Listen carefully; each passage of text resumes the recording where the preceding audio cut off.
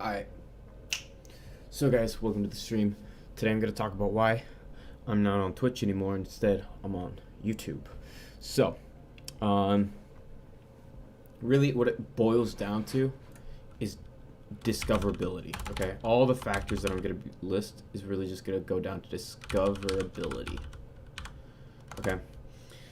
So, obviously, as an upcoming streamer, this is something I have to worry about, right? I have to figure out how people are going to find me. If people can't find me, I'm not a successful content creator. I'm not getting any attention, right? It's super shitty. So, what factors play in discoverability, right? Of course, there's always time, right? How much time am I putting into my content, right? Now with Twitch, no matter how much time I put into Twitch, my discoverability doesn't increase. I can put 6 hours a day. I could do 10 hours a day. Okay, let's be super ridiculous. I'll do 10 hours a day on Twitch. Okay, I will not be any more discoverable there than I will at all. No one's just gonna find me because I'm streaming there longer. That's not how Twitch recommends content creators. Normally, it's based on viewer count because, of course, Twitch makes money off the ads that the viewers see, and the subs and the subs. That's it, right? So Twitch is going to feed you other successful content creators. I'm not a successful content creator, so that fucking sucks, okay? Now what I'm already doing for discoverability is making YouTube content, right? I'm already on the socials, right? Now this YouTube content is really important because YouTube's algorithm is super helpful to me, okay? It plays for me. It's in my favor. Twitch is not in my favor ever. Twitch doesn't give a damn whether or not I'm there, okay? So YouTube's on my side for multiple reasons, right? YouTube has better AI. YouTube's AI is insane, okay? It knows exactly what you want to watch when you want to watch it. It always feeds you whatever you want, right? How often do you actually go through like actual people's actual pages, right? Or go through your subscriber list? More often than not, you just keep hitting the recommended videos because they're good. YouTube knows how to recommend videos really well, right? And I want that to help me become discovered. I need my shit to come up on there, right? So obviously I'm dedicating time to that. Now, that AI will eventually promote live streams, right? I should actually take this gap out. It will eventually promote the live streams, okay? So if I'm already getting promoted for my normal content, right, why not get promoted for the live streams as well? It just makes sense. That's what I should be doing, okay? If I have a resource available to me, I need to utilize it. Another thing that YouTube has is a larger user base, right? User base, okay? There are 13 times more people looking up gaming content every day than there are users on Twitch, including viewers and streamers combined, okay? 13 times more. That is so many consumers, okay? It's not content creators that are on YouTube. It's consumers, okay? And we already know that Twitch is oversaturated. There's a shitload of streamers, and there's a shitload of viewers, of course. But like here, let's pull up Twitch real quick, and let's just look at how many people are streaming in a couple of the games, okay? So let's look up Valorant because I have 2 people streaming on Valorant. Also, Shroud's back. That's cool. I like that a lot. Makes me happy. Okay, how many people are streaming on? There's 200,000 people viewing. Majority of those are coming from Shroud too. Okay, Shroud is making up half of that number right now, which is insane to think about. Okay, like let's look. Freaking, this person has just almost 1,000. This has barely over 1,000, 5,000, right? So there's a shitload of viewers here, right? Shitload. And now we'll see how many streamers there are. Okay, so each row has 5. Fuck, dude. Okay, how many rows do you think there are? How many rows do you think there are? These are all individual streamers, okay? Every 10 rows is 100 streamers, okay? Every 10. I'm still going. There's probably at least 500,000 people. Nah, I take that back. Probably closer to 300,000 people. There's probably 300,000 people on just the Valorant category alone. Okay? There's 13 times more than that in the Valorant category watching it right now on YouTube. Those are all just consumers. They're just consumers. There's so much more attention on YouTube that I want to utilize, right? So larger user base, more attention. Okay? There's just more attention. Okay? That's what it's going to break down to, right? And then I don't have to convince people either. I don't have to convert to Twitch. Okay? Don't convert to Twitch, right? Because since they're already on YouTube, watching my YouTube content and other people's YouTube content, they don't have to make a Twitch account. There's a lot of people who watch gaming content and game and stuff like that that do not have Twitch accounts. Okay? Twitch is kind of a cult following, not gonna lie. In regards to the number of gamers that look up gaming content and interact with gaming content, it's a cult following compared to YouTube. It's so small, right? Now, Twitch definitely has more of the market share in streaming as of now. It is declining though, okay? It was declining before Mixer collapsed as well, just saying, okay? And YouTube and Facebook are taking up majority of that user base that is falling off from Twitch. Just the way it is. If I'm already on Facebook, might as well watch gaming content on Facebook. If I'm already on YouTube, might as well watch more live gaming content on YouTube. I don't have to switch platforms. I could literally uninstall the app and still have great streaming content to watch. That's what makes YouTube so dangerous to Twitch, is that since they already have a dedicated user base that they don't even have to compete for, they could just take it away from Twitch. Right? So YouTube is going to win the game. Long term, YouTube's going to win, especially with Twitch not doing anything for discoverability or anything to actually improve any of the user's experience, both for the viewer and the content creator. And then time. Time is something I wanted to talk about, right? So let's Control C, Control V. Let's talk about time, right? So the amount of time I dedicate to streams varies for sure. I want to spend normally a minimum of 3 hours. I normally don't want to spend more than 5 hours on a stream because that's a lot of time, right? So let's say 3 hours a day. Okay. Well, 3 hours a day, 3 times a week. 3 times a week is what I'm doing right now. Sometimes I'll do a little bit more than that. So 3 hours a day, 3 times a week. That is not a lot of time, okay? But the nice thing about YouTube is this AI. This AI is crucial to this time element, okay? Which is then crucial to my discoverability. If I put 3-hour videos 3 times a week on YouTube, because all these streams from YouTube just immediately, instantaneously dump over on to my page on YouTube, right? It's permanently there forever. So it's a permanent stream now. Permanent stream. It's always there. Doesn't go away, right? Twitch, I have to go in the settings and figure that shit out. I haven't done it yet. Okay. Now, since it's permanently there, it's now just a YouTube video, which will then get fed through that algorithm, through the AI algorithm, to be recommended to people who are already watching the full streams, right? Shroud and a bunch of other streamers put their full streams up on YouTube all the time. Okay.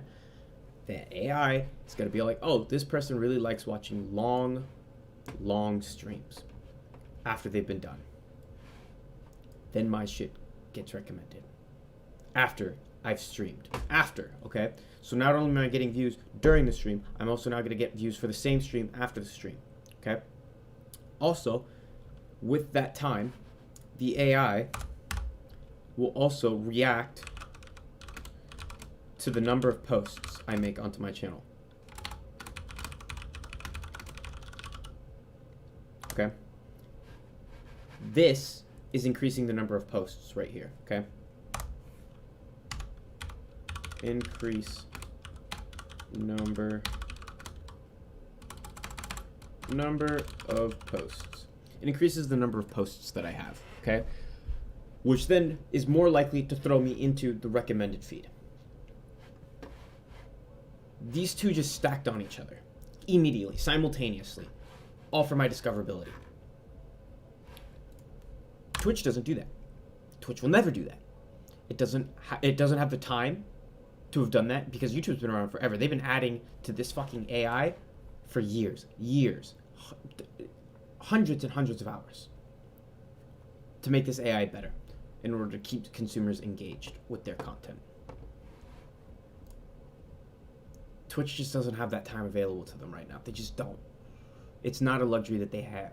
They spent so much time just trying to get people onto Twitch that they weren't able to spend enough resources and time just getting their AI to be better than YouTube's and to compete with it. Because right now nothing can compete with YouTube's AI. It's insane. It's madness. Okay? And then the final thing that doesn't really actually work towards discoverability that I really like and really am happy about with YouTube is monetization. Money. Okay? I can monetize YouTube way better. I get paid more on the ads. I get paid more just because it's going to be there forever and ever. So if more people view it, right, I get paid a residual on it, I'll call it, on the content. I can also set up a Patreon as well. So if people want to quote unquote sub to me, right, they can do it through Patreon and I get a bigger cut from that because I'm pretty sure Patreon takes 7% from the subscription fee, I'll call it. They take 7% rather than Twitch takes 50%. Just saying. It's a pretty sweet deal if you ask me. And then also it's easier for me to get a sponsorship deal onto YouTube rather than Twitch because again, most companies are going to be, if I ever have to reach out to a company to get sponsored, they're going to look at me and be like, "Oh yeah, dude, yeah, what's your viewer count?" I'll be like, "Yeah, I have, let's say 1,000 people that watch my streams." Okay? Hypothetically, let's say I even hit that number. Probably won't. But let's say I do hit that number of 1,000 people that watch my streams. Okay? Then they're going to ask me, "Okay, so what platform do you use?" And I say Twitch. They're going to be like, "What? What platform is that? Never heard of it." Now I just lost a lot of negotiating power because now they're going to be skeptical of the platform that I'm streaming on and the demographic of that platform. Rather than say, "Oh yeah, I'm just on YouTube." Everybody knows YouTube. Everybody knows YouTube, okay? They're going to immediately be like, "That's a reliable platform. That'll be there for a while. I understand how YouTube works. I want you. I want this deal. I now have more negotiating power." It's just the way it is. It is just the way it is. So those are all the reasons why I am switching over to YouTube permanently. Right now, I really don't actually like streaming on YouTube. The user interface is pretty dog shit, not gonna lie. Like, this little chat bubble that I have on the YouTube stream, for you Twitch streamers, you guys can't see it, but on the YouTube side, right, I had to copy and paste the pop-out link for the stream chat and put it into OBS. That's why it has that dumb thing on the top that says, "Welcome to live chat, remember your privacy and abide by our community guidelines." That's why that's up there. I think, at least that's what I think it says. That's what it says on my actual YouTube thing. I don't know what it says up there. I can't read it. But that's what I had to do in order to get the chat up. I can't just integrate it from Streamlabs over. Okay, the user interface is horrendous. Okay, and then you have this really weird. This screen is really weird too. I don't like this. I don't like it at all. Actually, I think it's pretty gross. It's not intuitive. It doesn't even look good. It does have cool analytics on it, don't get me wrong. And then this stream key thing is also a pain in the ass. And the latency is also something that I don't enjoy. But these are all things that are going to improve, okay? Because YouTube really does work on improving its content all the time. That's just what they do. So, that's why I foresee YouTube. I can't see it, but it's on YouTube. That's why I'm streaming from my phone right now. I'm making this stream so then you guys know that I'm not streaming on this anymore. Go on YouTube. You even see all the notes that I've made for this whole talk. So, yeah. I lost my train of thought responding to Twitch chat. But yeah, I'm not worried about what YouTube's state right now in regards to live streaming. I'm more concerned about the long term because I have to play the long con. Since I'm not a successful streamer, worrying about the now isn't beneficial to me. It is what's beneficial to me right now is the future, because I have to grow into it. So where do I think the future is going to go? I think it's going to go into YouTube. 100%. I don't think Twitch is viable, and it's viable right now, but it won't be. It'll fall off so hard, and it'll just be a cult following, and making money off of it is going to be god near impossible, especially when the esports bubble pops. That's going to fuck Twitch up. That's another thing I just remembered that I took into consideration, but not super heavily. Esports bubble.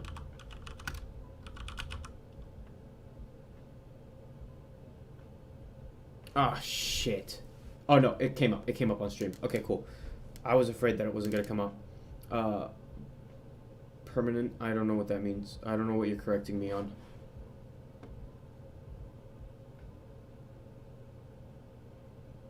Oh, I misspelled bubble. Oh, yeah. Permanent stream, whatever. It's cool. I'll fix that later. It's not even important anyways. The esports bubble is going to pop, 100%. There's no ROI in esports, especially like with, let's say, Call of Duty, for example, because everybody knows Call of Duty. Freaking, for a team to compete in Call of Duty for literally a year, because that's all the game's going to last for, okay? So, like, Modern Warfare teams had to pay up front, okay? Up front. Esports orgs had to pay, it was, shit, I think it was like 60 million up front to compete for a year, okay? And then they're also paying outrageous amounts of money to the players to play, okay? And then they're also paying for, whatchamacallit, houses now, because everybody's doing like a freaking esports house. It's the cost of running an esports org and competing is so damn high. Like, honestly, esports is lucky that the market is good right now, that everybody has money to just throw away and hope for a return, because esports don't make sense for ROI. You cannot convince me that FaZe Clan makes enough money for just its Call of Duty team to return a profit to its investors on top of interest. You just can't convince me. There's no fucking way. That's so much money to make in the span of a year. What do those guys even do? They don't even turn product around.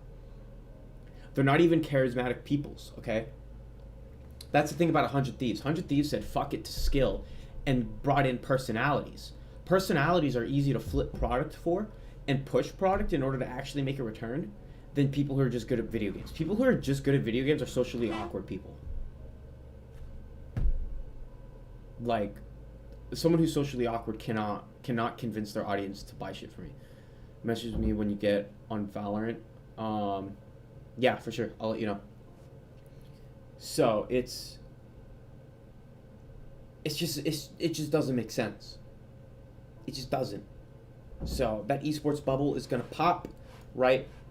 The market is gonna realize that investing in esports is a stupid idea, and Twitch is gonna fall off hard, because Twitch already asks for outrageous amounts of monies for ads, thinking that it's trying to convince people that it's a great turnaround. It really isn't. It's bullshit.